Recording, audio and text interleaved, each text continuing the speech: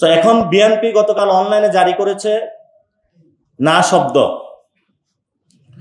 বিএনপির না শব্দ বলার কোনো ওয়ে নাই, তারা অলরেডি বলে দিয়েছে। তারা বিবাহিত রাজিও হয়েছে, কাবিননামায় সাইনও করেছে।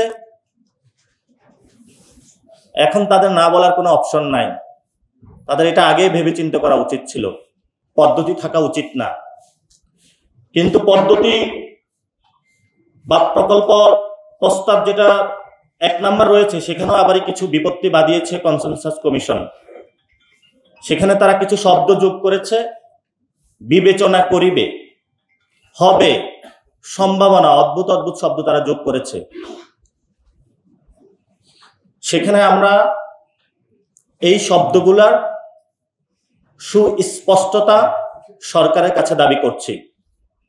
কারণ বিবেচনা করিবে, নাও করতে পারে, এই ধরনের অস্পষ্টতার মধ্য দিয়ে আমরা ভবিষ্যৎ বাংলাদেশকে ঠেলে দিতে পারবো না। আরেকটি বিষয় যেটা এসেছে বর্তমান সবচেয়ে, গণভোট নিয়ে। গণভোট কি আগে হবে নাকি পরে হবে? আমরা মনে করি এটা জামায়াত ইসলাম এবং বিএনপির মধ্যে একটা কুতর্ক। এই কুতর্কের মধ্যে আমরা জড়াবো না, বরঞ্চ দুই দলেরই উচিত ইলেকশন কমিশনকে শক্তিশালী করা। কারণ আমরা বারবার বলছি, এই ইলেকশন কমিশনের যে কমিশনারগণ রয়েছেন, কয়েকটি দল মিলিটারি থেকে ভাগ করে নেওয়া হয়েছে। ফলত এস্টাবলিশমেন্টের অংশ জায়গায় যখন এই ধরনের ভাগ বটোয়ারা হয়, এটা প্রত্যক্ষ প্রভাব কিন্তু হলো ইলেকশনের মধ্যেও পড়বে। তো যারা আপনারা, আমি মনে করি যে এখানে যারা রয়েছেন তারা কেউ এই ভাগ বটোয়ারা অংশগ্রহণ করেন নাই, কারণ ওনাদের কিছু প্রিন্সিপাল ইথিক্যাল জায়গা রয়েছে।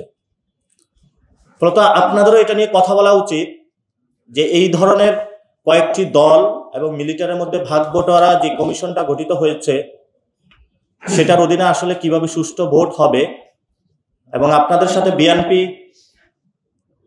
খুব ভালো সম্পর্ক রয়েছে, আপনারাও তাদেরকে এই বিষয়গুলো বলুন যে আমরা কিভাবে সুন্দর সুষ্ঠু ভোট বাংলাদেশে উপহার দেওয়ার জন্য একটি স্বাধীন ইলেকশন কমিশন কিভাবে গঠন করতে পারি।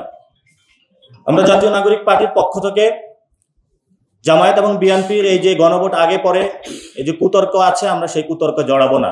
কারণ আমাদের সামনে অনেকগুলো কাজ রয়েছে, আমরা সেই কাজগুলোতে ফোকাসড হয়ে আছি। এবং জামায়াত ইসলামের প্রতি আমাদের আবেদন থাকবে যে আপার হাউসের যে পিয়ার, সেটা লোয়ার হাউসের পিয়ারটা নিয়ে এসে আপনি পুরা জিনিসটাকে হেলো বানিয়ে দিলেন।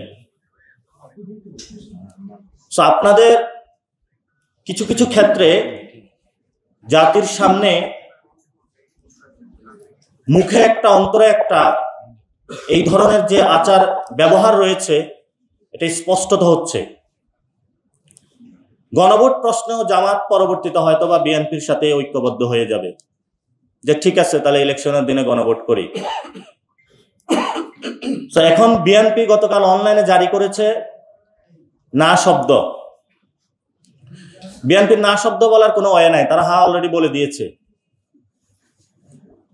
তারা বিবাহিত রাজিও হয়েছে, কাবিননামায় সাইনও করেছে। এখন তাদের না বলার কোনো অপশন নাই, তাদের এটা আগেই ভেবে চিন্তা করা উচিত ছিল।